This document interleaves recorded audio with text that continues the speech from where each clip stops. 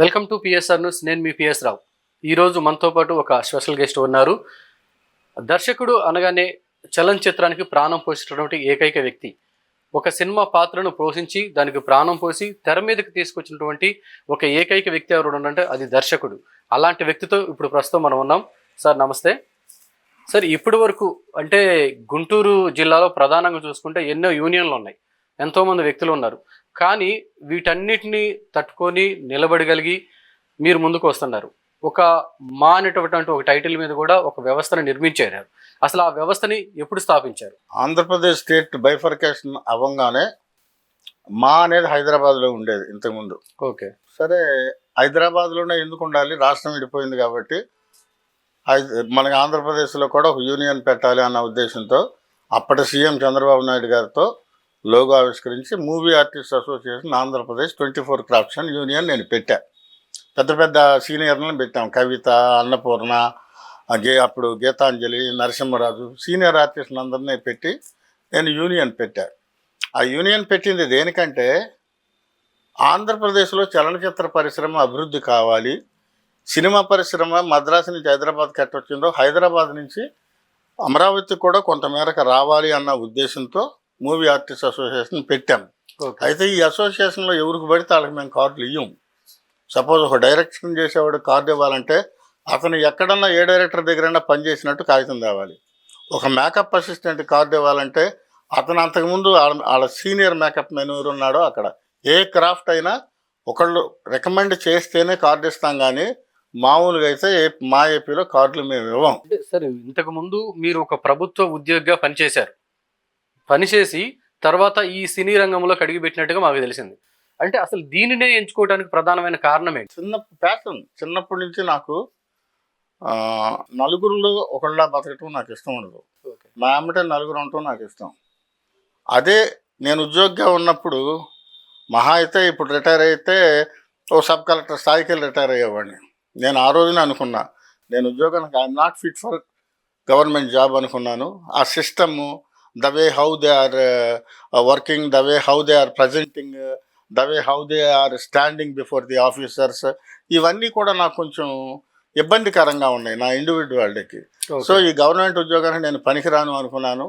After my post graduation I went to Poona film ఇన్స్టిట్యూట్కి వెళ్ళా. కొంత డైరెక్షన్ నేర్చుకున్నా. మొత్తం అక్కడ నేను ఉండలేకపోయా. ఎందుకంటే మీ అంతటి మీరు బయటకు వచ్చేసారా లేకుంటే ఎట్లా? నా అంతటికి నేనే బయటకు వచ్చేసా. ఓకే, శుభ్రంగా వాలంటరీ రిటైర్మెంట్ ఇచ్చినా నాకు ఇప్పుడు పెన్షన్ వచ్చేది. పెన్షన్ అవుద్దు ఏమవుద్దు. మా నాన్నగారు చనిపోయారు. ఒక మాట అన్నారు,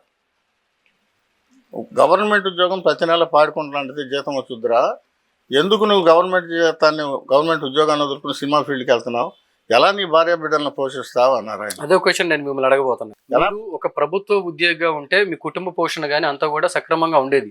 కానీ మీరు ఆ యొక్క వృత్తిని విడిచిపెట్టి వచ్చి ఈరోజు మీరు సినీ రంగాన్ని ఎంచుకున్నారు.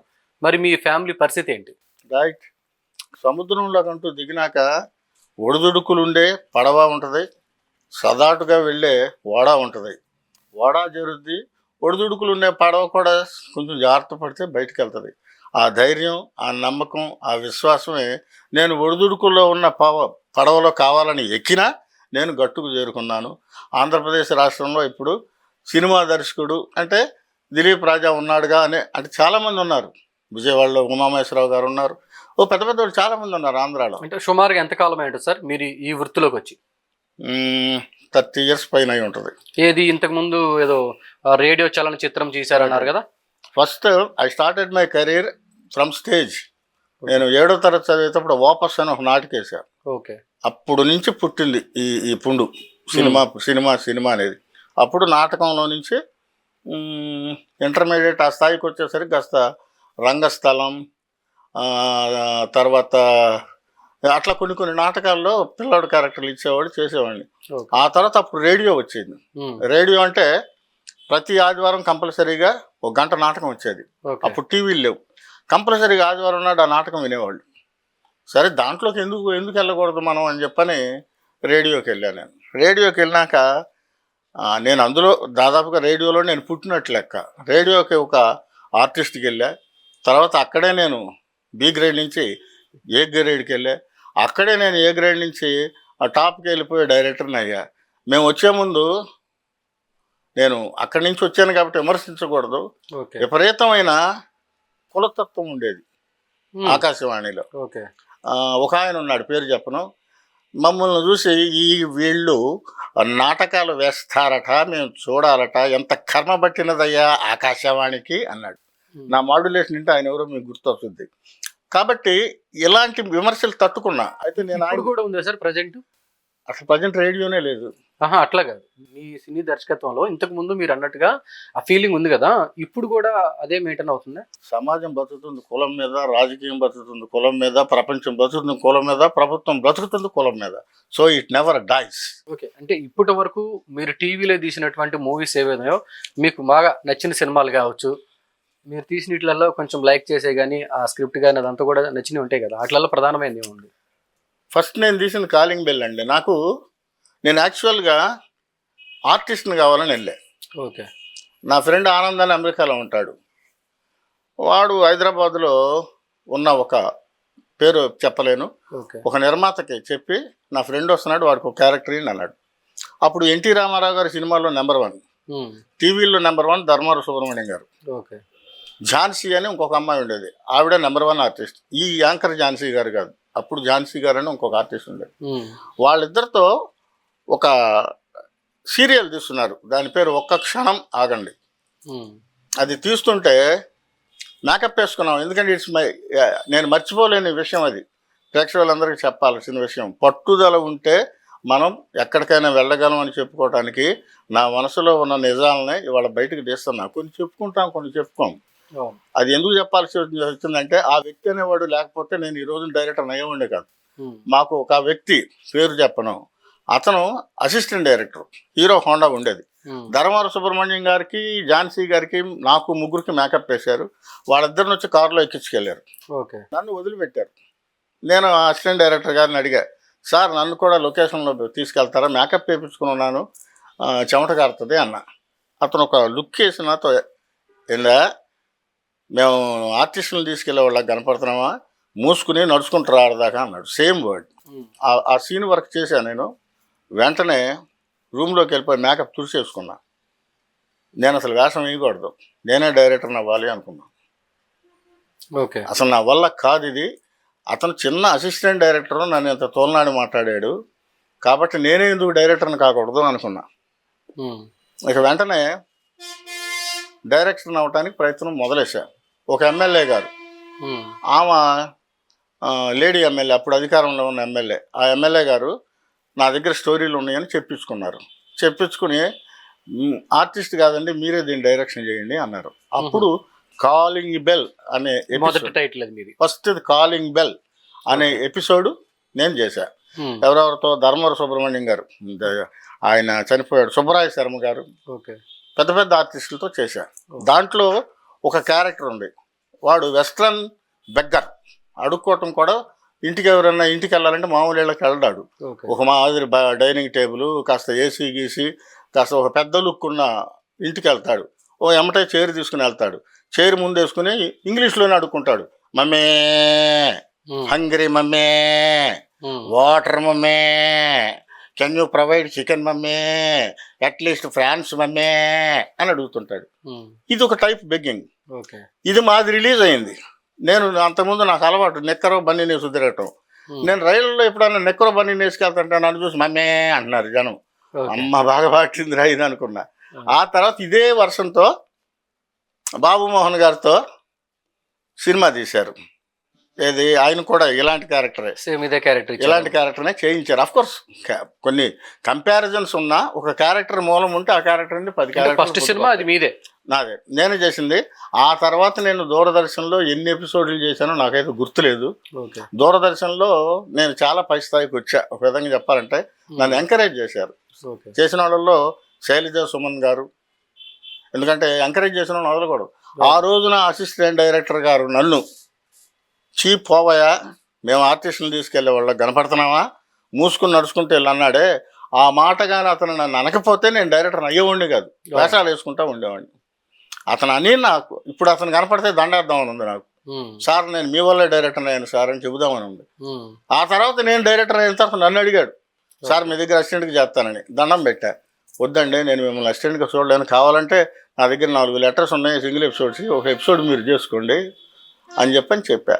ఆ విధంగా జరిగింది ప్రయాణం. రేడియో నుంచి టీవీకి వచ్చా, ఆ టీవీలో చేసి చేసి చేసి గవర్నమెంట్కి దూరదర్శన్లో చేసుకున్న తర్వాత ఆ తర్వాత మెల్లగా సినిమా రంగానికి వచ్చా. ఇప్పుడు రాజకీయ నాయకులను చాలా మందిని మీరు వెళ్ళి కలుస్తున్నారు, ఎట్లా వాళ్ళ తరపు నుంచి మీకు సపోర్టింగ్ ఏ విధంగా? ఏం లేదండి, నోరు మంచిదైతే ఊరు మంచిది వద్దన్నాడు ఇది ఉంటుంది. రాజకీయ నాయకుల్లో చాలామంది నాకు ఫ్రెండ్స్ ఉన్నారు, మంత్రుల్లో కూడా. Okay, whatever we're going to ask them, వాళ్ళని మనం ఏమైతే అడుగుతున్నామో దాంట్లో నిజాయితీ ఉంటే, ఇది నిజం అనుకుంటే డెఫినెట్గా they will oblige what we're going to say. మనం ఏం అడుగుతున్నామో దాన్ని వాళ్ళు ఒబ్లైజ్ చేస్తారు. నేను I'm very happy to say, కొంచెం గర్వంగా కూడా చెప్పగలను, చాలామందికి చాలా పనులు చేపిస్తాం, బట్ నేను డబ్బుల రూపాయి కూడా ఎవరి దగ్గర తీసుకోను. అంటే నేను ఎందుకు అడిగానంటే ఈ క్వశ్చన్ మిమ్మల్ని, ఇప్పుడున్నటువంటి పరిస్థితిలో అంటే ఈ మధ్య కాలం రీసెంట్గా చూసింది కూడా, ఎందుకంటే కొన్ని సినిమాలు కావాలని ఆపించినటువంటి ప్రయత్నాలు కూడా చేశారు. మీరు ఎంతో కష్టపడి దానికి ప్రాణం పోసి ఆ సినిమాలు మీరు రిలీజ్ చేసి అంత చేస్తే కూడా దానికి రాజకీయ నాయకులు కొంతమంది ఏం చేస్తున్నారు, కావాలని దానికి అడ్డుపుల్లలేసి కూడా ఆపారు. ఇది వాస్తవా కదా? నిజమే, 100%. ఎందుకంటే ఒక తట్టలో పీతలు ఉంటాయి, ఆ పీతల్లో నుంచి ఒక పీత పైకి వస్తుంటే మిగతా పీతలు పట్టు కిందకి లాగేస్తాయి. కాబట్టి నన్ను చూసి వారంలో వాళ్ళు, నన్ను చూసి ఏడ్చేవాళ్ళు ఉంటారు, నన్ను చూసి తిట్టుకునేవాళ్ళు ఉంటారు, నన్ను చూసి విమర్శించేవాళ్ళు ఉంటారు. విమర్శించేవాళ్ళకు దండం పెడతా, తిట్టుకునే వాళ్ళకు 2 దండాలు పెడతా. ఎందుకంటే వాడు కసితో విమర్శిస్తేనే నేను ఇంకో మెట్టు ఎక్కుతా. So I invite all the criticisms, all the people who are saying against me. ఎవరు ఎన్ని అనుకున్నా I don't care about them. నా ప్రయాణం ఏదో నేను సాగిస్తూ ఉంటాను, నా జీవితం ఏదో నేను చేసుకుంటూ ఉంటాను. మీ సుదీర్ఘ ప్రయాణంలో ఇప్పుడు వరకు తీసినటువంటి ఈ పాత్రలు ఇవన్నీ కూడా పోల్చుకుంటే, మీరు దర్శకత్వం చేసేటప్పుడు కొన్ని మీ సొంతగానే అంటే ప్రిపేర్ అయ్యి వెళ్తారు, ఐ మీన్ కొన్ని అక్కడ మీ డైరెక్షన్లో సొంతగా చెప్తారంట, వాస్తవం అన్నది? నిజమే, 100%. ఎందుకంటే నేను స్క్రిప్ట్ ముందు కథ ఫీడ్ చేసుకుంటా. ఇప్పుడు నా క్యారెక్టర్లు 5-6 ఉంటారు ఆర్టిస్టులు. ఈ 5-6 ముందు నేను డైలాగులు రాయను. ఎందుకంటే ప్రజెంటేషన్లో డైలాగ్ ఓరియంటేషన్ ఉంటుంది, అంటే డైలాగ్ మీద సీన్ వెళ్తుంది. తర్వాత ఎక్స్ప్రెషన్ ఓరియంటేషన్ ఉంటుంది, అంటే ఎక్స్ప్రెషన్ ఆ డైలాగు తక్కువ ఉన్న కళ్ళల్లో, భావాల్లో, పెదాల్లో ఆ ఎక్స్ప్రెషన్ ఖచ్చితంగా ఇవ్వగలిగితే ఆ నటుడి మీద ఎక్స్ప్రెషన్స్ పెడతాం. మీరు అక్కడికి వెళ్ళిన సందర్భాన్ని బట్టి వాళ్ళతో చూపిస్తారా ఇట్లా చేయాలని? డెఫినెట్గా నేను ప్రతి వేషాన్ని నేను చేసి చూపిస్తా వాళ్ళకి. అలా చేసి చూపించబట్టి వాళ్ళకి ఈజీగా ఉంటుంది. అందుకే వాళ్ళే ఏమనుకుంటారు, సార్ చేసిన దాంట్లో ఒక 50% చేసిన చాలు రమానం అని అనుకుంటారు పెద్ద యాక్టర్లు అయినా. అంటే నేను తోపు తురుము అని చెప్పుకోవటం కాదు, ఆర్టిస్ట్కి కన్వీనియంట్ కోసం అందరు డైరెక్టర్లు చెప్పరు, కొంతమంది చెప్పగలరు. లైక్ విశ్వనాథ్ గారు, ఇట్లాంటి పెద్ద డైరెక్టర్లు కొంతమంది యాక్ట్ చేసి చూపిస్తే వాళ్ళకి ఈజీ అవుతుంది అది. అందుకని నేను యాక్ట్ చేసి చూపిస్తా, తప్పు లేదు అందులో. ఆర్టిస్ట్కి అప్పటికప్పుడు రాసుకోవటానికి కారణం ఏంటంటే, ఇప్పుడు 4 ఉన్నారు, ఈ 4లో ఈ అమ్మాయి బాగా చెప్పుద్ది అనుకుంటే ఆ అమ్మాయి వేషం పెంచుతా, ఈ అమ్మాయి బాగా చెప్పట్లేదు అనుకుంటే ఆ అమ్మాయి వేషం తగ్గిస్తా, ఈ అమ్మాయి బాగా కామెడీ చేస్తుంది అనుకుంటే ఆ అమ్మాయి కామెడీ డైలాగులు వేస్తా, ఈ అమ్మాయి విలనే చేస్తుంది అనుకుంటే ఆ అమ్మాయి విలనే చేస్తా. ఒక్కసారి ముందుగా నేను రాసి పెట్టుకుంటే చేయలేకపోయారనుకోండి, నేను అప్సెట్ అవుతా. సో వాళ్ళ స్థితిని బట్టి, వాళ్ళ స్థాయిని బట్టి, వాళ్ళు డైలాగ్ చెప్పే విధానాన్ని బట్టి, వాళ్ళ ఎక్స్ప్రెషన్ ఓరియంటేషన్ బట్టి నేను క్యారెక్టర్ల కోసం అక్కడికక్కడ కొన్ని రాసుకుంటా. అయితే కథ మాత్రం ముందే రాసుకుంటా. ఒకటికి 10 సార్లు మా స్టోరీ బోర్డు వాళ్ళతో, మా అసిస్టెంట్లతో కూర్చుని కథను 10 సార్లు ఫీడ్ చేసుకుని బుర్రలో వేసుకుని కథ మొత్తం స్క్రిప్ట్ ఉంటుంది, సీన్ ఆర్డర్ కూడా వేసుకుంటాం. డైలాగులు మాత్రం అక్కడికి వెళ్ళి ఎందుకు రాసుకుంటానంటే సీన్ బెటర్మెంట్ కోసం రాసుకుంటాం. అంటే కొన్ని సన్నివేశాల్లో ఏమవుతుందంటే, మీరు మీ అంతటా మీరే సొంతగా స్క్రిప్ట్ చేయడం కానీ అంతా చేయడం జరుగుతుంటే, కొంతమంది అంటే నాతో ప్రాక్టికల్గా మాటలు ఏంటంటే, సార్ కొన్ని అక్కడ ఉన్నటువంటి సంభాషణను బట్టి కూడా స్క్రిప్ట్ సొంతగా రాయగలుగుతాడు, ఆ టాలెంట్ ఉంది, పాత్రను కూడా ఆయనే పోషిస్తారు అనేది ప్రాక్టికల్గా ఉంది. అయితే ఇప్పుడున్నటువంటి సిచ్యువేషన్లో గుంటూరు, కృష్ణా, ప్రకాశం ఈ 3 జిల్లాలలో కొంతమంది, అంటే పేర్లు నేను చెప్పను మీతో, కొంతమంది కార్డు ఉంటేనే మీరు ఈ సినీ ఫీల్డ్లోకి మీకు ఎలా ఉంది, కార్డు లేకపోతే మీరు లేదు అనేటటువంటిది నాకు వచ్చినటువంటి సమాచారం. దీనిపైన మీ సమాధానం? It's very good question. ఎందుకంటే సినిమా అనేది ఒక రంగుల ప్రపంచం. ఈ రంగుల ప్రపంచంలో విహరించాలని నేను సినిమా యాక్టర్ కావాలి, అయితే ఈ ఫ్యాన్ ఫాలోయింగ్ ఎలా ఉంటుంది? ఎందుకంటే యూట్యూబ్లో, టీవీల్లో, సెల్ ఫోన్లలో చూస్తుంటారు సినిమా యాక్టర్లకి ఎంత ఇది ఉంటుందో. అవును. అవి చూసినాక ప్రతి ఒక్కళ్ళు చాలామంది, మోస్ట్ ఆఫ్ ద పీపుల్, అబ్బాయిలు కావచ్చు, అమ్మాయిలు కావచ్చు, నేను కూడా సినిమాకి వెళ్ళాలన్న ఆలోచనతో వాళ్ళు చేయని ప్రయత్నాలు ఉండవు. ఎప్పుడైతే వీళ్ళు చేయటం మొదలేస్తారో అప్పుడు మోసగాళ్ళు స్టార్ట్ అవుతారు. మీరు చెప్పారా కార్డు కార్డు కార్డు కార్డు అని. కార్డు ఉంటేనే వేషాలు ఇస్తాము, వేషాలు వస్తే ఈ సినిమాల్లోని మిస్గైడ్ చేస్తున్న వాళ్ళు ఉన్నారు. ఇప్పుడు వాస్తవంగా సినిమాల్లో కార్డు చూసి ఎవరో వేషాలు ఇవ్వరు. ఓకే. ఇతనికి అర్హత ఉందా, హీరోకి తమ్ముడుగా వీడు చేయగలడా, చేయలేడా, లేదు ఈ అమ్మాయి ఒక కళ్ళు లేని అమ్మాయిగా యాక్ట్ చేయగలదా లేదా, అది చూసుకుని వేషాలు ఇస్తారు. కానీ నీ దగ్గర కార్డు ఉందా, నువ్వు ఏ యూనియన్లో ఉండవు, నువ్వు ఎక్కడి నుంచి కార్డు తీసుకున్నావు, కార్డు లేకపోతే నేను వేషం ఇవ్వను అని ఏ డైరెక్టర్ ఉండవు. ఇదంతా all these are a creation. ఈ మోసగాళ్ళు క్రియేట్ చేసే డ్రామాలో పెద్ద డ్రామా ఇది. మళ్ళీ అంతేకాకుండా ఆర్టిస్టులకు మేము ఆడిషన్లు పెడుతున్నాం, నూతన కళాకారులకు మేము అవకాశం ఇస్తామని అమ్మాయిలను అబ్బాయిని పిలుస్తారు. దాంతో పాటు ఫీజు కూడా వసూలు చేస్తున్నారు. డబ్బులు వసూలు చేస్తారు. ఫీజు కాదు, ఫీజు ఏమన్నా గాడిద గుడ్డ అయితే 500 అవుద్ది, 1000 అవుద్ది. ఫీజు కాదు. అట్లా కాదు, ఎక్కువ మొత్తంలోనే వాళ్ళ దగ్గర వసూలు చేస్తారు. నాకు తెలిసి దానికి పెట్టిన పేరు ఫీజు. అది నాకు తెలిసిన ఒక వ్యక్తి, అతను నేను కనపడితే అన్నా కాస్త కాఫీ ఇప్పిస్తావా అంటాడు, లేదా సిగరెట్ ఇప్పిస్తావా అంటాడు. నేను కనిపిస్తే అతను ఒక నిర్మాత, పేపర్లో ఒక 5000 పెట్టి ఒక యాడ్ వేపిస్తారు. నూతన నటీనట్లు కావాలను, ఆడిషన్ పలానా చోట గుంటూరులో పలానా లాడ్జ్లో, అవకాశం ముందుగా వచ్చిన వాళ్ళకి అవకాశం ఇవ్వబడును అని పెడతారు. అక్కడ ఒక తొట్టిగం కెమెరా పెడతారు, ఏది వీడియో కెమెరాలు, పెళ్ళిళ్ళు తీసుకునే వీడియో కెమెరాలో ఏదో పెడతారు, పెట్టేసి తీస్తారు. తీసినాక ఆడైతే ఏం చేస్తాడంటే సెల్ ఫోన్లో ఒక 5-6 అందగత్తెలు మోడల్స్ ఫోటోలు పెడతాడు. పెట్టి మీలాగా కొద్దిగా ముక్కు మొహం బాగున్నా ఉండాలని చూసి, అబ్బాయి నేను సెలెక్ట్ చేస్తున్నాను, ఈ 5గురిలో నీకు ఏ అమ్మాయి కావాలి అని అంటాడు. ఓకే. ఈ అమ్మాయి బాగుంది, రైట్, ఆ అమ్మాయి నీ పక్కన హీరోయిన్, 5 హీరోలు, నువ్వు రేపు 10 లక్షలు తీసుకుని రా అంటాడు. ఈ పిచ్చోడు ఏం చేస్తాడు, అబ్బో ఆ రోజంతా నిద్రపడకుండా కలలు కనేస్తాడు. ఎందుకంటే ఈ ప్రపంచంలో పెట్టుబడి లేకుండా కనేది కలలే. దానికి ఏం పెట్టుబడి అక్కర్లా, డబ్బులు అక్కర్లా, దానికోసం కృషి చేయాల్సిన అవసరం కూడా. కాబట్టి ఇటు కలగనేస్తాడు. ఆ రాత్రికి రాత్రి హీరోయిన్ డూయెట్ వేసుకోవటం, ఫైట్ వేసుకోవటం, మొత్తానికి తిప్పలవాడి తండ్రిని ఇసుకిస్తాడా, తల్లిని ఇసుకిస్తాడా, తల్లి బంగారం అమ్మిస్తాడా, ఆడు చచ్చేదాకా నాన్న తిప్పలవాడి డబ్బులు తీసుకెళ్ళి అడిగిస్తాడు. వాళ్ళు ఏం చేస్తారు, వెంటనే చిన్న వీడియో కెమెరా తీసుకుని స్టార్ట్ యాక్షన్ కెమెరాను, తొట్టిగా కెమెరాలు క్లాప్లో కొట్టేసి తీసేస్తారు. యాక్చువల్గా ఆ కెమెరాలు మాకు పనికి రావు. ఈ రోజున వీడియోతో తీసే కెమెరా తీస్తే దాన్ని ఎక్స్పాండ్ చేస్తే డ్రాప్అవుట్స్ వచ్చేస్తాయి, అంటే సన్న సన్న గీతలు వచ్చేస్తాయి, బొమ్మ పగిలిపోద్ది. మినిమం 4K లేనిదే సినిమాకి పనికిరాదు. ఇది 4Kనా ఇది మామూలు కెమెరా అనే జ్ఞానం వచ్చిన కొత్త వాళ్ళకి తెలియదు. తెలియపోవటం తెలియని చేస్తారు, ఓహో ఇదే కాబోలు జరుగుతుంది కదా. కనీసం ఈ 3 జిల్లాల్లో కలిపి ఎంతమంది, ఎన్ని యూనియన్లు ఉంటాయి అంటారు? చాలా ఉన్నాయండి, పుట్టగొడుగులాగా యూనియన్లు బోల్డ్ ఉంటాయి. బట్ అవగాహన ఉన్న వాళ్ళు, లేని వాళ్ళు ఏదో ఇట్టాడు క్రియేట్ చేసుకుంటున్నారు, వచ్చి మోసం చేస్తున్నారు అంతే. డెఫినెట్ గా 100% మోసం చేస్తున్నారు. నిజాయితీగా ఇదంతా బోగసే కదా, 100% బోగస్. నిజాయితీగా సినిమా తీసేవాడు జనం దగ్గర డబ్బులు తీసుకోడు. Okay.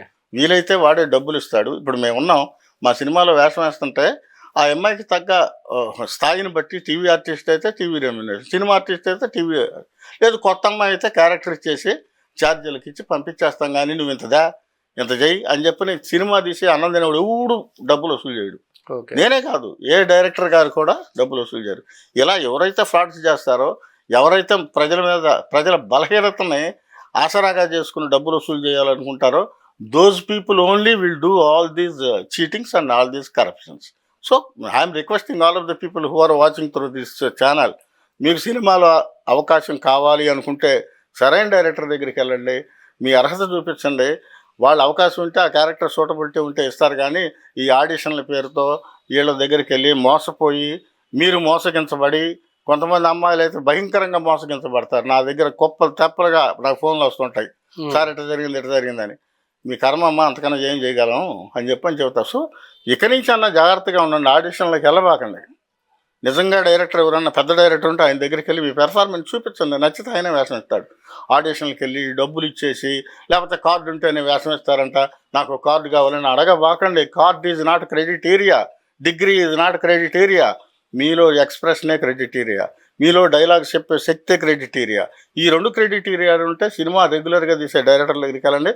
Definitely if they need that much of expression from your side, definitely they will provide you character. మీరు ఇప్పుడు వరకు దర్శకుడిగా చేశారు. అసలు మీ యొక్క అంటే ఈ యొక్క వృత్తిని ఎంచుకున్న తర్వాత మీ లైఫ్ యాంబిషన్ అసలు ఏంటి? అసలు ఈ ఫీల్డ్లోకి రావాలని ఎందుకు ఎంచుకున్నారు? దీంట్లో మీరు అనుకున్న ధ్యేయం ఏంటి? అంటే మీ యొక్క లక్ష్యం? లక్ష్యం ఏమీ లేదండి. ఎలాంటి ఆరోపణలు ఎదుర్కోకుండా, ఎలాంటి విమర్శలకి కోర్స్ గాంధీ గారిని కూడా విమర్శించిన వాళ్ళు ఉన్నారు. నా దోవలో నేను వెళ్ళాలనేది ఒకటి. 2, వీలైతే నా పర్సనల్ ఆస్పెక్ట్, వీలైతే ఒకటి మేలు చేయాలి కానీ కీడు చేయకూడదని నా పర్సనల్ ఆస్పెక్టు. 3వది 4-5 అక్కర్లా, కనీసం 2 హిట్లన్నా కొడితే నేను ఇప్పుడు కృష్ణా, గుంటూరు ఇక్కడ ఎట్లా పాపులరో రాష్ట్రం మొత్తం పాపులర్ అవుతాం. కాబట్టి ఒక కమర్షియల్ హిట్ కావాలి, దానికోసం మంచి కథలు కావాలని ఇప్పుడు డేటింగ్ అనే ఒక మంచి కథ, కుర్రాళ్ళ కథ. అది అందరూ ఇప్పుడు డేటింగ్ లేగా. ఇదివరకు ప్రేమలు ఉండే, రక్తాలతో ఉత్తరాలు రాసేవాళ్ళు, నానా బీభత్సాలు చేసేవాళ్ళు. ఇప్పుడు అవన్నీ ఏమి లేవు. పొద్దున స్టార్ట్ అవుద్ది డేటింగ్, సాయంత్రంతో ముగిసిపోద్ది. రేపు ఇంకొకళ్ళు. కల్చర్ మారిపోయింది, సిస్టమ్ మారిపోయింది, మెంటాలిటీస్ మారిపోయినాయి, కుర్రోళ్ళు మారిపోయారు, అమ్మాయిలు మారిపోయారు. అందరిని నన్ను చెంపలేసుకుంటున్నా. 100కి ఎక్కువ మంది ఆడపిల్లలు, మగపిల్లలు they are not on the track because of వాళ్ళకున్న వ్యక్తిగతమైన కోరికలు, వ్యక్తిగతమైనవి. సో మీ కాలు పట్టా మీద ఉందో లేదో మీరే చెక్ చేసుకోండి. పట్టా మీద మీ కాలు ఉంటే మీరు జాగ్రత్తగా ఉంటారు. పట్టా తప్పారనుకోండి, కాలు విరుగుద్ది, లైఫ్ స్పాయిల్ అవుతుంది. మీ దగ్గర పనిచేసినటువంటి కొంతమంది ఎవరైతే ఉన్నారో వాళ్ళు ఒక మంచి పొజిషన్లో ఉన్నారని అన్నారు. వాళ్ళ పేర్లు చెప్తారా మాకు? ఏమంటే వాళ్ళ పేర్లు చెప్పి వాళ్ళని నేను ఇబ్బంది పెట్టను. ఓకే. ఒక పెద్ద స్థాయి, టీవీ 9లో ఒక అతన్ని చాలా చాలా పెద్ద స్థాయికి వెళ్ళాడు అతను అడిగారు, దిలీప్ రాజా గారి దగ్గర మీరు నేర్చుకున్నారంట కదా. ఆయన ఎవరో నాకు తెలియదు అన్నాడు. నా పక్కన అతనితో పనిచేసిన వాళ్ళు వచ్చి అని మేము కొట్టాలి అన్నారు. ఏమి కొట్టేది, వాడు అలాంటి ఇప్పుడు నా దగ్గర ఉండేవాడు నాకు బిడ్డలతో సమానం. అతను ఇంకా పెరగాలని నేను కోరుకుంటాను కానీ అతన్ని ఏదో అనాలి, ఏదో చేయాలని నేను కోరుకోను. నా దగ్గర చేసిన పెద్ద స్థాయిలో ఉన్నవాళ్ళు ఉన్నారు, నేను వాళ్ళ పేరు చెప్పను. దర్శకత్వం చేయాలంటే చాలా క్రియేటివిటీ ఉంది, అది మీలో ఉందా? లేకపోతే ఇక్కడ దాకా రాను నేను. అది నిత్యం. నేను కారులో వెళ్తున్నా రేడియో ఆన్ చేయను, కారులో వెళ్తున్నా టీవీ చూడను, నేను డ్రైవింగ్ చేయను. నా ఆలోచనలు ఎప్పుడు క్రియేటివిటీ మీదే ఉంటాయి. అవకాశం వచ్చినప్పుడు వాటిని బ్యాంకులో లాకర్లో వాడుకున్నట్టు వాడుకుంటాం. సార్ ఇప్పుడు అంటే ఇంతకుముందు గతంలో దూరదర్శన్లో అంబేద్కర్ సీరియల్ అనేది ఒకటి తీశారు మీరు. సో దాన్ని 1 కోటి మందికి పైగానే ప్రేక్షకులు చూసినట్టుగా కూడా అంతా ఉంది. దాంట్లో ప్రస్తుతం ఇప్పుడు కంటిన్యూ అవుతున్న ఎమ్మెల్యేలు కావచ్చు, మంత్రులు కావచ్చు, చాలామంది కూడా దాంట్లో అనేక పాత్రలు కూడా అంటే చేసినట్టుగా కూడా ఉంది. దానిపైన ఏమంటారు? అంటే ఇప్పుడు దాదాపుగా మీకు అసలు పేరు వచ్చిందో దానివల్ల అనేది బయట ఉన్న పేరు. అది యాక్చువల్గా అంబేద్కర్ సీరియల్ అనేది నేను తీయటం దేవుడిచ్చిన అదృష్టం నాకు అది. ఓకే. ఎందుకంటే నేను బేసికల్గా నేను దళితుడిని. నేను ఈరోజు నీ బట్టలు వేసుకుని తిరుగుతున్నాను, నా కారు ఉన్నా, నేను ఎంఏ చదువుకున్నా, నేను డైరెక్టర్ని అయినా, నాకు సోషల్ స్టేటస్ వచ్చిన because of Ambedkar's constitution. Okay. I respect him like A God. అలాంటి వ్యక్తి గురించి సీరియల్ తీసే అవకాశం నాకు రావటం అనేది అది నేను అన్ఎక్స్పెక్టెడ్ థింగ్. చాలా ఊహించలే నేను. ఎన్ని ఎపిసోడ్స్ తీసారు? 100 ఎపిసోడ్లు తీశాను. పైగా అది గవర్నమెంట్ తీయించుకున్నారు. అప్పుడు గవర్నమెంట్ చంద్రబాబు నాయుడు గారి గవర్నమెంట్. అప్పుడు ఆ టైంలో ఎవరు తీసుకెళ్లారు మిమ్మల్ని? రావెల కిషోర్ బాబు గారు అప్పుడు సోషల్ వెల్ఫేర్ మినిస్టర్. ఆ తర్వాత అతను వెళ్ళిపోయి నక్కానంద బాబు గారు ఆ శాఖకు మంత్రి అయ్యారు. చాలా ఒత్తిళ్ళు వచ్చినాయి. అయితే ఇప్పుడు నేను ఒక సినిమా తీయాలంటే ఈ సినిమాలో హీరోయిన్ నేను ఇక్కడ ఆకుల మధ్య కూర్చోబెట్టి తీస్తే జనం బాగా చూస్తారు. కానీ అంబేద్కర్ లాంటి సినిమా తీయాలి అంటే చాలా ఒళ్ళు దగ్గర పెట్టుకుని జాగ్రత్తగా తీయాలి. అంబేద్కర్ సీరియల్ నేను తీస్తున్నప్పుడు కొన్ని కుల సంఘాల నుంచి నాకు భయంకరమైన ఒత్తిడి వచ్చింది. ఒకళ్ళైతే నువ్వు సరిగ్గా తీయకపోతే కాల్చేస్తామని కూడా అన్నారు. ఒక వ్యక్తిని తీసేయమన్నారు అందులో నుంచి. అతను మంచోడు కాదు, అందులో నుంచి తీసేయి, అనరాని మాటలు, బూతు మాట కూడా అన్నారు. అన్పార్లమెంటరీ వర్డ్స్, అది మనం మీడియాలో చెప్పుకునే కాదు. అతను తీసేసేయండి, వాడట్టా ఇట్టా అని. నేనేం చూస్తానంటే బేసికల్గా అతని క్యారెక్టర్కి సూట్ అయ్యాడా లేదా అదే చూస్తా. అతను మంచా చెడా, అతను రౌడీనా మంచోడా ఇవన్నీ నాకు అనవసరం.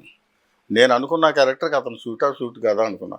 నేను అనుకున్న క్యారెక్టర్కి ఆవిడ కరెక్టా కాదా అని చూసుకుంటా, కానీ అవన్నీ నేను ఆలోచిస్తున్నాను. ఓకే. సరే, ఎంత ప్రెజర్స్ వచ్చినా నేను అంబేద్కర్ సీరియల్ తీయటానికి స్టార్ట్ చేశాను. Okay.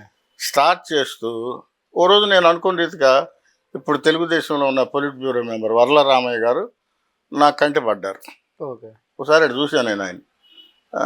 Why don't I give Ambedkar character to him అనుకున్నా నేను. నేను అన్నా, తమ్ముడు నేను పనికిరాను కదా, నాకు యాక్షన్ తెలియదు అన్నాడు. తెలియకుండా ఉంటేనే నాకు ఉపయోగపడతావు, తెలిస్తే ఇబ్బంది అవుతుంది అంటే నేను చేయలేను ఏమో అన్నాడు. నేను చేయించుకుంటాను. సరే, మేకప్ టెస్ట్ చేసినాక అంబేద్కర్ అంటే ఇట్లా ఉంటాడంటే ఖచ్చితంగా ఆయన చూసినాక అట్టగా ఉన్నాడు ఆయన. నేను స్టన్ అయిపోయా. అరే, రియల్లీ నిజంగా అంబేద్కర్ని చూసినంత అనుభూతి వచ్చిందే అనుకున్నా. ఆ తర్వాత ఇప్పటి హోమ్ మినిస్టర్ గారు అనిత గారు అప్పుడు దుర్గాబాయి దేశ్ముఖ్ క్యారెక్టర్ చేశారు. దుర్గాబాయి దేశ్ముఖ్ అంటే మహిళా బిల్లు కావాలి, మహిళలకు సమానత్వం కావాలి, స్వేచ్ఛ కావాలని ఆ రోజు పార్లమెంట్లో పెడితే దానికి అంబేద్కర్ గారు సపోర్ట్ చేస్తే కాంగ్రెస్ పార్టీలో ఉన్న కొంతమంది పెద్దలు దాన్ని వీగిపోయేటట్టు చేస్తారు, మహిళలకి అంత స్థానం అక్కర్లేదు అని. అప్పుడు అంబేద్కర్ గారు బాధపడి నేను పెట్టిన బిల్లే వీగిపోతే నా పదవి ఎందుకు అని చెప్పని ఆయన న్యాయశాఖ మంత్రిగా రిజైన్ చేసేస్తాడు. ఆ మహిళా దుర్గాబాయి దేశ్ముఖ్ క్యారెక్టర్ని ప్రస్తుతం ఉన్న హోమ్ మినిస్టర్ గారు అప్పుడు యాక్ట్ చేశారు. తర్వాత నందిగామ ఎమ్మెల్యే సౌమ్య గారు ఆవిడ భగత్ సింగ్ కాంటెంపరీ ప్రీతిలత వడేదార్ అనే క్యారెక్టర్ చేశారు. అసలు నాకు మర్చిపోలేను. భగత్ సింగ్ అంటే బాగా కాగడాలు గేగడాలు ఉంటే అక్కడ డైలాగులు పెడుతున్నాం, ఒకేపు చెక్క వస్తుంది, ఒకేపు లైట్లు చెక్క వస్తుంది. అయినా ఆవిడ కూర్చుని నేను ఏం చెప్తానా అనే ఇన్స్ట్రక్షన్సే చూసింది. కానీ నేను ఎమ్మెల్యేని ఈ ఎండాడదట్టు, ఈ మంటలాడదట్టుకుంటాం, ఈ లైట్లు ఆడదట్టుకుంటాం అని ఆవిడ అనుకోలా. చేసింది ఆవిడ. ఎవరు? సౌమ్య గారు. అట్లాగే అప్పుడు మంత్రి గొల్లపల్లి సూర్యారావు గారు, అతను లాలా లజపత్ రాయ్ క్యారెక్టర్ చేశాడు. వీళ్ళందరినీ నేను పెట్టేసరికి దానికి ఒక హైప్ వచ్చేసింది. ఏంది ఇంత పెద్ద పెద్ద వాళ్ళు యాక్ట్ చేస్తున్నారని. నా అదృష్టం ఏంటంటే బహుశా ఈ రాష్ట్రంలో ఎవరికి దొరికిండదు కూడా. రాజకీయ నాయకులతో యాక్షన్ చేపించే దిలీప్ రాజా ఒక్కడే అనేది తెలుసు. ఎందుకంటే కోట్ల విజయభాస్కర్ రెడ్డి గారితో చేయించా, రాజశేఖర రెడ్డి గారితో చేయించా, అంజీ గారితో చేయించా, చంద్రబాబు గారితో చేయించా, బోలెడు మంది, బాలయ్య బాబుతో కొన్ని బోలెడు యాడ్లు 10 యాడ్లు తీశాను బాలకృష్ణతో. ఇవన్నీ కూడా నేను రాజకీయ నాయకులకి ఎలా కెమెరా ముందు పెట్టుకోవాలో నాకు తెలుసు అది. కాబట్టి వాళ్ళని రాజకీయ నాయకులను కెమెరా ముందు పెట్టుకుని వాళ్ళతో ఆ క్యారెక్టర్స్కి సూటబిలిటీ ఉండేలాగా నేను చేయించుకోగలిగా బట్టే అంబేద్కర్. నేను జనరల్గా ఈటీవీ చూస్తారు, మా టీవీ చూస్తారు, లేకపోతే ఇంకోటి చూస్తారు, ఇంకో పెద్ద పెద్ద ఛానల్స్ చూస్తారు. దూరదర్శన్కి నేను ఒక 5 లక్షలు చూస్తారులే అనుకున్నా. అంతకన్నా ఎక్స్పెక్ట్ చేయలే నేను. ఓ రోజు నేను సీరియల్ చూస్తుంటే కంగ్రాచులేషన్స్ 1 crore వ్యూయర్షిప్ అని పడుతుంది. ఇదేంటి అసలు? దూరదర్శన్ 1 కోటి మంది చూడటం ఏంటి? నన్ను నేను గిల్లుకున్నా కానీ నాకు ఇది అసలు నిజమేనా అనిపించింది నాకు. వెంటనే నేను ఫోన్ చేశాను దూరదర్శన్ డైరెక్టర్ గారికి, భగవాన్ దాస్ గారు అప్పుడు డైరెక్టర్ గారు. సార్ ఏంటి సార్ 1 crore వ్యూయర్షిప్ అని అంటే, అవును దిలీప్ రాజా గారు కంగ్రాచులేషన్స్ అండి, ఇంత వ్యూయర్షిప్ ఎప్పుడూ రాలేదు. ఖచ్చితంగా సాయంత్రం 6 గంటలకు వచ్చేది. పాలు పితికేవాళ్ళు ఆపేసి పాలు వెళ్ళి చూసేవాళ్ళు, వంట ఉండే ఆడవాళ్ళు ఆపేసి వంట చూసేవాళ్ళు. కారణం ఏంటంటే అది నా గొప్పతనం అని నేను అనుకోట్లా. That entire credit goes to Ambedkar గారు. అంబేద్కర్ గారి మీద ఉన్న అభిమానం, అంబేద్కర్ గారి గురించి తెలుసుకోవాలన్న తపన, అంబేద్కర్ గారు జాతి కోసం, భారతదేశం కోసం ఏం చేశాడన్న మినిమం నాలెడ్జ్. ఒక కుటుంబంలో ఓ చదువుకున్న కుర్రాడు ఉంటే ఆ అబ్బాయి వాళ్ళ అమ్మని, వాళ్ళ నాన్నని, వాళ్ళ చెల్లిని, వాళ్ళ అక్కని, వాళ్ళ తమ్ముడు అందరం తీసుకొచ్చి టీవీ ముందు పెట్టి కూర్చోబెట్టాడు. సో అంబేద్కర్ సీరియల్ తీసినాక నాకు మీరన్నట్లే చాలా గుర్తింపు వచ్చింది, చాలా గౌరవం వచ్చింది. ఇప్పుడు నేను చెప్తున్నా, నాకు రోమాలు లెక్కపడుతున్నాయి. అదేంటంటే అంబేద్కర్ గారు ఇతర దేశాల్లో చదువుకోవటానికి వెళ్తాడు. భార్య పేరు రమాదేవి.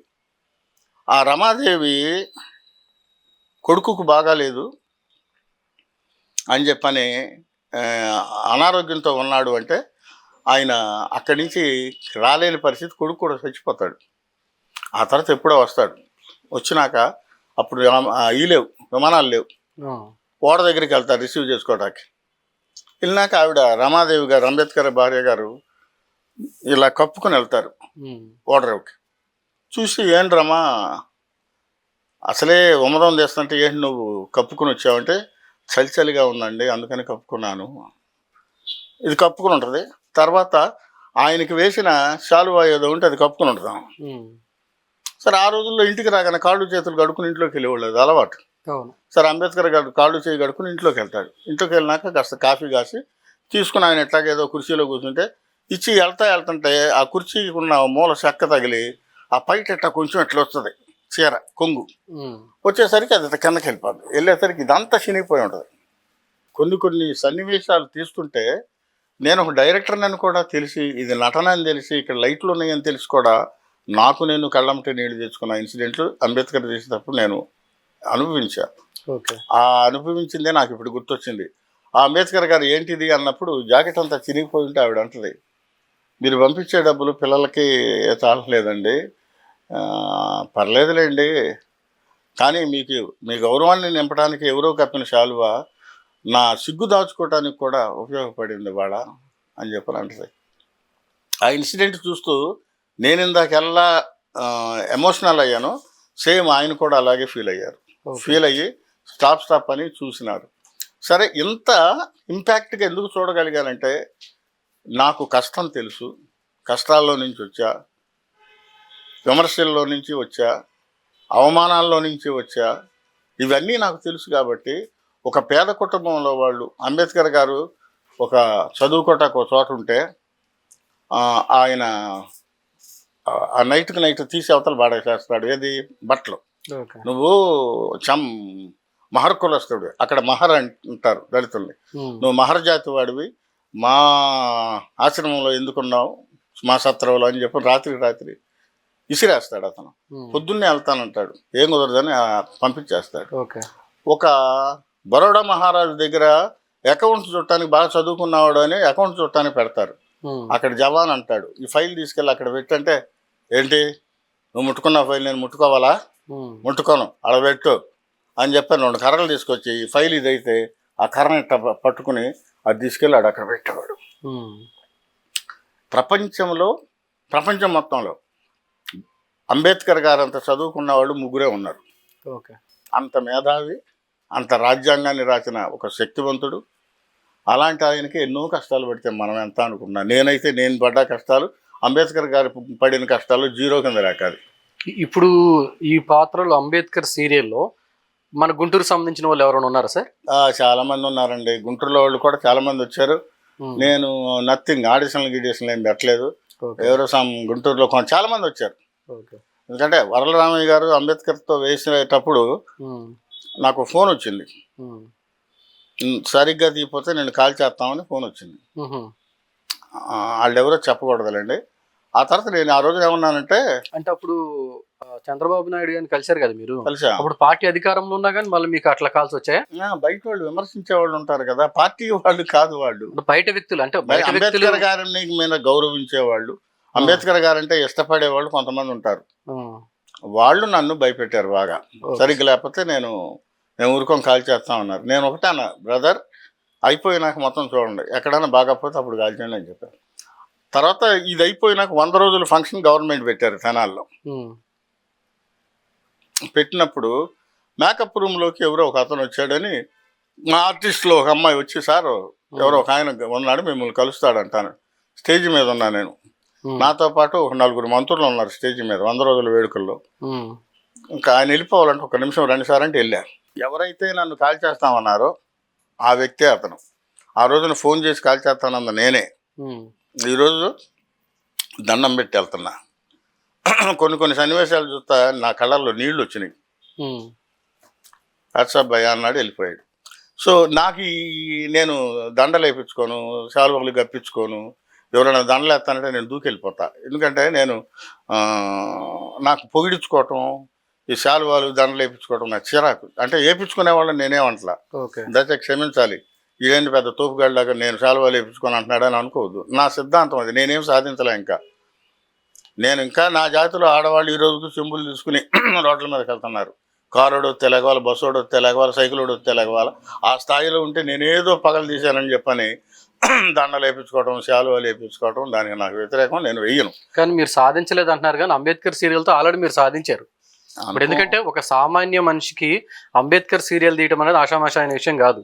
కానీ అది కూడా ఒక 100 ఎపిసోడ్స్ తీసి 1 కోటి మంది వ్యూవర్షిప్ అంటే ఆ టైంలో అది మామూలైన విషయం కాదు అది. 100%. ఎందుకంటే చెప్పానండి, నాకు దేవుడు ఇచ్చిన అదృష్టం, అవకాశం అని. అంబేద్కర్ గారి జీవితం తీసినాకే నాకు మంచి పేరు వచ్చింది, మంచి గుర్తింపు వచ్చింది. చాలా మంది అంబేద్కర్ గారి విగ్రహాల ఆవిష్కరణకు రమ్మన్నారు, చాలా మంది సన్మానాలు చేస్తామన్నారు. ఒక యూనివర్సిటీ వాళ్ళు అయితే డాక్టరేట్ కూడా ఇస్తామన్నారు. నేను సున్నితంగా నమస్కారం పెట్టి నాకు అంత లేదు సార్ అని మానేశాను. నేను అసలు ఎక్కడ ఏ అంబేద్కర్ గారి విగ్రహ ఆవిష్కరణ కూడా నేను చేయలే. కారణం ఏంటంటే ఇల్లు నాకు దండేస్తారు ముందు, నాకు అది చూస్తే ఎలర్జీ. నాకు దండలు వేపించుకోవటం, శాలువాలు వేపించుకోవడం బలి చిరాకు నాకు. సరే, ఎనీవే, అంబేద్కర్ గారి సీరియల్ అనేది 100 భాగాలు తీసేదాక ఎవరెవరైతే విమర్శించారో అందరూ సంతోషపడ్డారు. వచ్చి అది చూడటానికి 100 days ఫంక్షన్ చూడటానికి వచ్చిన వాళ్ళు ఆ క్లిప్పింగ్స్ వేస్తుంటే చూసి కళ్ళంటే నీళ్లు పెట్టుకుని కూడా ఉన్నారు. వరలరామయ్య గారు మాట్లాడుతా అన్నాడు, వరలరామయ్య నువ్వేం సాధించావని ఎవరైనా నన్ను అడిగితే నేను అంబేద్కర్ వేసానని చెప్తాను, అదే నేను సాధించానని కూడా చెప్పగలను అన్నాడు ఆయన. That word is good to me. ఆ మంచి మాట అనుకున్నా నేను అతను, ఎందుకంటే నా లైఫ్ టైం అచీవ్మెంట్ ఇది అని అతను చెప్పుకోగలిగాడు. అలాగే నేను కూడా నా లైఫ్ టైంలో నాకు దొరికిన అదృష్టం అంబేద్కర్ తీయగలగటం, అలాంటి మహానుభావుడు. సో ఆ అవకాశం నాకు తెప్పించిన గత ప్రభుత్వానికి, చంద్రబాబు నాయుడు గారికి, అప్పుడు ఉన్న రావిల కిషోర్ బాబు గారికి, అప్పుడున్న నక్కా ఆనందబాబు గారికి, ఆల్పాటి రాజేంద్ర ప్రసాద్ గారికి, అందరికి కూడా నేను నమస్కారం పెడుతున్నా. అందులో నటించిన వాళ్ళందరికీ కూడా నేను కృతజ్ఞతగా ఉంటాను. ఓకే, బాబు జగన్జీవరావు గారిది నెక్స్ట్ స్టార్ట్ చేస్తున్నారు, దాంట్లో ఎవరెవరిని తీసుకోబోతున్నారు? Jagjivan Ram is a peculiar personality. Okay, road మీద మీరు వెళ్తుంటే ఎక్కడ బాగా ఆయన పర్సనాలిటీ, అంత పెద్ద పొట్ట అవన్నీ వేసుకుని ఉంటాడు. జగజ్జీవన్ రామ్కి మ్యాచ్ అయ్యేవాళ్ళు సినిమా యాక్టర్లు ఎవరూ లేరు. ఓకే, అసలు ఎవ్వరూ మ్యాచ్ కారు ఆ క్యారెక్టర్కి. అందుకని తెనాల్లో ఒక మిలిటరీ మ్యాన్ని చూశాను నేను, మాజీ సైనికుడిని. అతను కొంచెం ఆ పొట్ట, ఆ సిమిలారిటీస్ ఉంటాయి. ఆయన్ని పెట్టినాక జగజ్జీవన్ రామ్ గారి కూతురు గుంటూరు వస్తే ఆయన తీసుకెళ్ళినాక ఇట్లా కూర్చున్నాం మేము. ఆవిడ అచ్చమ్మ నాన్నలాగానే ఉన్నాడు అని చెప్పాను. సో అది స్టార్ట్ చేశాను. జగజ్జీవన్ రామ్ గారిది తీయటం అది 100 ఏళ్ల క్రితం కథ. అంబేద్కర్ గారిలాగా అది కూడా కత్తి మీద సాములాగా తీయాలి. ఎందుకంటే వీళ్ళకి అభిమానులు ఉన్నారు. ఈ అభిమానులతో ఎలాంటి ఇబ్బంది లేకుండా జాగ్రత్తగా పగడబందీగా చేయాలి. Time comes. ఇప్పుడు ప్రజెంట్ పొలిటికల్ ఎవరైతే రన్నింగ్ లో ఉన్నారో కూటమిలో, వీళ్ళే కొంతమంది ఆల్రెడీ ఓకే అయినట్టుగా కూడా ఉంది కదా. కొంతమంది ఎమ్మెల్యేలు యాక్ట్ చేశారండి. ప్రతిపాడు ఎమ్మెల్యే రామాంజనేయులు గారితో భగత్ సింగ్ వేయించారు. ఓకే, భగత్ సింగ్ సుభాష్ చంద్రబోస్ క్యారెక్టర్ ఇంకొక ఆయన వేశాడు. సుభాష్ చంద్రబోస్ భగత్ సింగ్ని సుభాష్ చంద్రబోస్ గారు అంటాడు, నా తుపాకీ తోటా కన్నా నీ నోటి మాటే పొదునైంది జగజ్జీవన్ రామ్, నువ్వు స్వతంత్రోద్యమంలోనికి రా. ఒకవైపు భగత్ సింగ్ ఉన్నాడు, అతను జైల్లో పెట్టారు. చంద్రశేఖర్ ఆజాద్ ఇట్లా చాలామంది ఉన్నారు. నీలాంటి కుర్రోళ్ళు కావాలి స్వతంత్రంలోకి దా అంటాడు. నా తుపాకీ తోటా కన్నా నీ నోటి మాట చాలా పొదునైంది అని అంటాడు సుభాష్ చంద్రబోస్ జగజ్జీవన్ రామ్తో. కలకత్తాలో పెద్ద బహిరంగ సభ జరుగుతుంటే అక్కడ జగజ్జీవన్ రామ్ మాట్లాడుతుంటే విని సుభాష్ చంద్రబోస్ గారు విని తీసుకొచ్చి అప్పుడు ఇతన్ని తీసుకెళ్తాడు స్వతంత్రోద్యమంలోకి జగజ్జీవన్ రామ్ గారు. ఈయన ఏం చేస్తాడు, జగజ్జీవన్ రామ్ గారు వెళ్ళి గాంధీ గారి దగ్గరికి వెళ్ళి శిష్యరకం చేస్తాడు. గాంధీ గారి దగ్గరికి వెళ్ళి శిష్యరకం చేసేసరికి శాంతి శాంతి శాంతి అంటాడు. కాబట్టి ఈయన కూడా శాంతి మంత్రం పట్టుకున్నాడు. ఆయన మమ్మట వెళ్ళాడు, 2 సార్లు జైలుకు కూడా వెళ్ళాడు. జగజ్జీవన్ రామ్ గారు స్వతంత్ర సమరయోధుడు అని ఎవరికీ తెలియదు, చాలా మందికి, మోస్ట్ ఆఫ్ ద పీపుల్. ఆయన 2 సార్లు బ్రిటిష్ టైంలో అరెస్ట్ అయ్యి లోపలికి వెళ్ళాడని తెలియదు. అయితే భారత పార్లమెంటు చరిత్రలో 50 సంవత్సరాలులో 40 సంవత్సరాలు పార్లమెంటు సభ్యుడిగా ఉన్న ఏకైక వ్యక్తి, 30 సంవత్సరాలు కేబినెట్ మంత్రిగా చేసిన ఏకైక వ్యక్తి. ఏ మంత్రి పదవి చేసినా ఆ మంత్రి పదవికి ఒక విధమైన గౌరవాన్ని తీసుకొచ్చిన వ్యక్తి. నాట్ ఓన్లీ వ్యక్తి, శక్తి అనాలి అతన్ని. Whatever the amendments included in the Indian constitution by doctor B R Ambedkar, everything is implemented by Jagjivan Ram. Ambedkar garu పొందుపరిచిన అంశాలన్నింటినీ పార్లమెంట్లో బిల్లు రూపంగా తీసుకొచ్చి అవి ఆమోదయోగ్యంగా చేయగలిగింది చేసేవాడు జగజ్జీవన్ రామ్. అమలు పరిచారు అన్నింటిని కూడా. ఓకే, మీరు సెన్సార్ బోర్డు మెంబర్గా ఇప్పుడు ఏ టైంలో చేస్తున్నారు? దళితుల్లో నుంచి ఒక గట్టి క్యాండిడేట్ రావాలని అనుకుంటే అప్పుడు నా పేరు సజెస్ట్ చేశారు, నాకు ఇచ్చారు. నాకు ఇచ్చేదాకా నాకు తెలియదు. ఇచ్చినాక భరత్ అనే నేను సినిమా నేనే సెన్సార్ చేశాను. చాలా పెద్ద పెద్ద సినిమాలు వచ్చినాయి అంటే నన్నే పిలిచేవాడు సెన్సార్కి. నేను ఎవరు చెప్పినా వినను. ఓకే.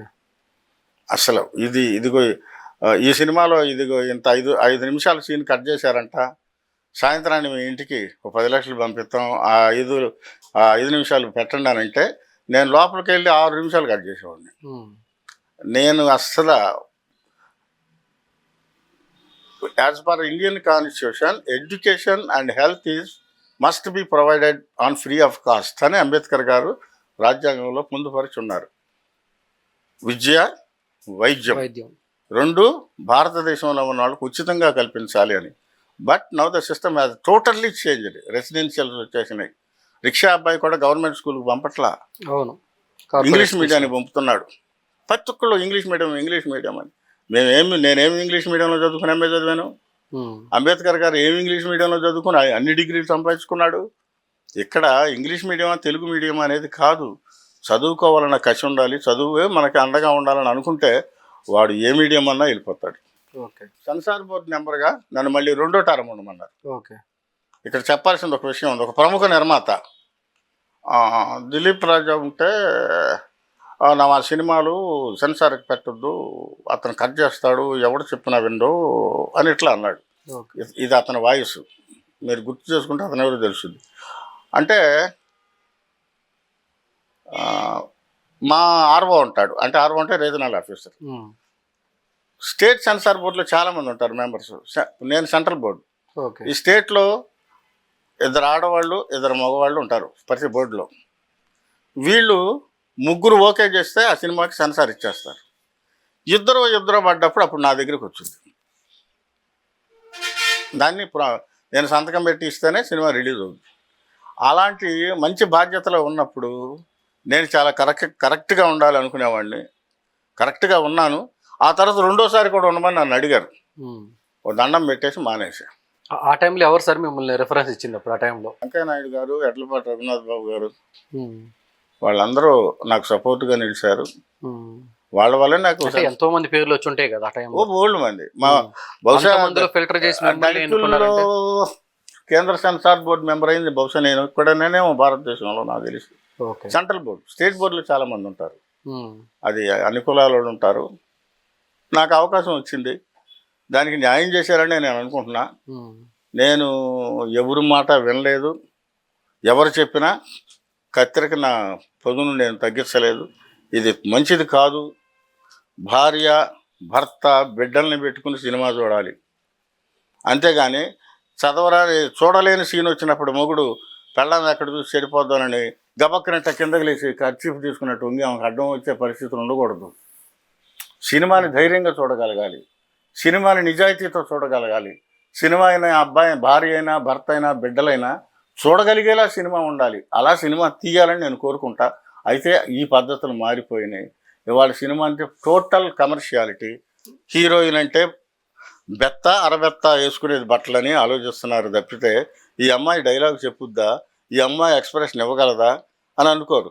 హీరో అంటే ఫైట్స్ ఏ విధంగా చేశాడు, ఇట్లని కొడితే 2 సుమోలు ఎగుతున్నాయా, 10 సుమోలు ఎగుతున్నాయా, ఇట్లని కొడితే ఉల్లిపాయల బుట్టలో పడుతున్నాడా, ఇవి చూస్తున్నారు. కానీ కేవీ రెడ్డి గారు మహా డైరెక్టర్, బాలచంద్ర గారు అదే మరో చరిత్ర, ఎన్నెన్ని మంచి సినిమాలు తీశారు. అలాంటి డైరెక్టర్లు కొంతమంది ఉన్నారు. అవకాశాలు రావాలి వాళ్ళకి. ఇప్పుడున్న జనం నాడిని బట్టే, డాక్టర్ ఎట్టయితే నాడికి పట్టుకుంటాడు, జనం నాడిని బట్టే మేకర్స్ సినిమాలు తీస్తున్నారు, జనం చూస్తున్నారు. ఎస్వి రంగారావు గారు లాంటి నటుడు, కమల్ హాసన్ లాంటి నటుడు, కోట శ్రీనివాసరావు లాంటి నటుడు అసలు ఇవాళ వస్తారా? ప్రకాష్ రాజు లాంటి నటులు ఎతుక్కున్నా దొరకరు. వాళ్ళు మహానటులు నా దృష్టిలో, నా అభిప్రాయం. అంటే మిగతా వాళ్ళు కాదని కాదు. ఎన్టీ రామారావు గారు 100 డైలాగులు చెప్పినాక ఎస్వి రంగారావు అని తీసి పడేసాడు ఒక మాటతో. మరి మహానటుడు ఆయన. రామారావు గారు దేవుడి పాత్రల కంటే ఆయనే. ఇలా కొంతమంది నటులు ఒక బ్యాండ్ ఇమేజ్ని సృష్టించుకున్నారు, ఆ పాత్రలకు వాళ్ళే పరిమితి అయ్యారు. అలా సినిమా సాగుతుంది. సినిమా 100 ఏళ్ళు బతకాలి.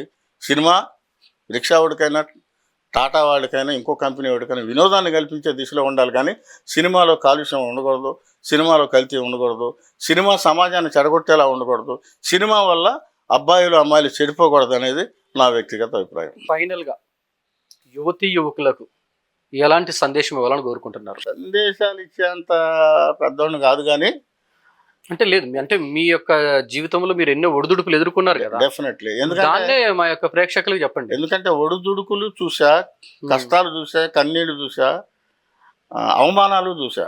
ఓకే. నాకు ప్రభుత్వం గన్మ్యాన్లు ఇస్తే అది ఈడికంటారా గన్మ్యాన్లు అని చూసుకొని నవ్వుకున్న వాళ్ళు ఉన్నారు. నేను ఎందుకు అడిగానంటే ఈ విషయాన్ని, చాలా మంది కొన్ని బోగసులు నమ్మేసి లక్షల రూపాయలు పోగొట్టుకున్న వాళ్ళు ఎంతో మంది ఉన్నారు. మరి అలాంటి వాళ్ళకి మీలాంటి వ్యక్తులు కొన్ని చెప్తేనే కదా వాళ్ళు జాగ్రత్తలు తీసుకునేది.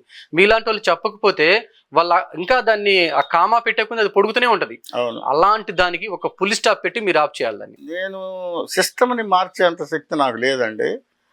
నా అనుభవం చెప్పా, నా వ్యక్తిగతమైన అభిప్రాయం చెప్పా. ఇప్పుడు సినిమా రంగం అనేది ఒక రంగుల ప్రపంచం. ఆ ప్రపంచానికి వెళ్ళాలి అనుకున్నప్పుడు ఆచితూచి అడుగేయటం చాలా అవసరం. ఓకే. నీళ్ళల్లో ఉన్న చేప ఎంత జాగ్రత్తగా ప్రయాణం చేస్తుందో, బయట ఉన్న మనిషి కూడా సినిమాల్లోకి వెళ్ళాలన్నా అదే అంత జాగ్రత్తగా ప్రయాణం చేయాలి. లేకపోతే అక్కడ నీళ్ళల్లో మొసళ్ళు ఉంటాయి మనిషిని పట్టుకోవటానికి, ఇక్కడ మొసళ్ళని మించిన ప్రమాదకరమైన మనుషులు ఉన్నారు. ఏ క్షణాన జారితే ఆ క్షణాన మొసళ్ళలాగా లాగేస్తారు, వాళ్ళ జీవితాలు నాశనం చేస్తారు, వాళ్ళు పాడైపోతారు. హీరోయిన్ కావాలని కలలకంటారు. హైదరాబాద్ కృష్ణనగర్లో జూనియర్ ఆర్టిస్ట్గా బుడబుడ్డ వేషాలు ఎత్తుంటారు. హీరోయిన్ అంటే సినిమా చూసి వెనకాల నిలబడతారు. నేను సినిమా చేసి అంటారు. ఏం సినిమా అమ్మాయి అంటే హీరోయిన్ సినిమా చూస్తారా వెనక ఉంది నేనే అంటారు. ఆ స్థాయికి వెళ్ళిపోయినోడు బోల్డ్ మంది ఉంటారు. కాబట్టి కనండి, దానికి ఖర్చు లేదు. కానీ మీ కళ సాఫల్యం కావాలంటే ఫస్ట్ కావాల్సిన అదృష్టం కావాలి. ఓకే. ఏ అదృష్టం లేకపోయినా డైరెక్టర్లు అయిన వాళ్ళు ఉన్నారు, ఏ అదృష్టం లేకపోయినా ఆ స్థాయికి వెళ్ళిన వాళ్ళు ఉన్నారు, అన్ని అదృష్టాలు ఉన్నా కింద కూర్చున్న వాళ్ళు ఉన్నారు. కాబట్టి ఈ ఫీల్డ్లో కావాల్సిన అదృష్టం కావాలి, శ్రమ కావాలి, ఓర్పు కావాలి, సాధన కావాలి, నిరంతరం ఒక విద్యార్థిలాగా నేర్చుకుంటూనే ఉండాలి. నేను ఇప్పుడు చాలా కాలం నుంచి సినిమా ఫీల్డ్లో ఉన్నా. ఈ రోజుకి నాకు తెలియదు ఏదని ఉంటే నేను నేర్చుకోవడానికి సిద్ధంగా ఉంటా. సో అన్నీ తెలుసని అనుకునే మూర్ఖత్వంలోకి వెళ్ళకుండా తెలియని నేర్చుకోవడానికి ప్రయత్నం చేయండి. నదిలో కాలువలో దిగేటప్పుడు నీళ్లు ఉన్నాయని తెలుసుకోండి. రోడ్డు మీద నడిచేటప్పుడు ఎదురు దెబ్బలు తగులుతాయి అని తెలుసుకోండి.